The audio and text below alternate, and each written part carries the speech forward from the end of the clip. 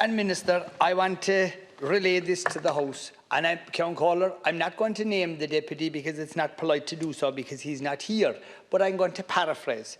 Philip Ryan recently wrote, "A senior TD has objected to the proposed development of more than 200 social and affordable housing units on a derelict site in his own constituency.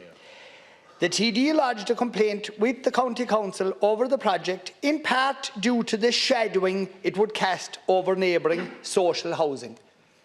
So we have a deputy inside here complaining about a person, a local authority that wants to build local authority social and affordable housing because it's overshadowing somebody else. Well, I have a message for everybody. Send those houses down to Kerry and they can shadow my house, they can shadow his house, they can shadow anybody's house because we don't care who they'll shadow once there'll be a roof over people's heads.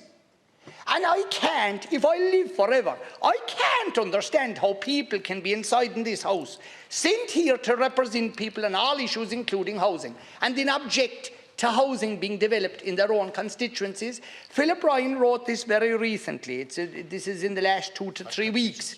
So I think it's outrageous. I think it's hypocritical. I think it's blackguarding of the worst type, that it's a case of you can't have your house because, oh, my house is here and I'm afraid you'll affect me. Like, how self-centered and arrogant can people be? That's wrong. We want houses for people.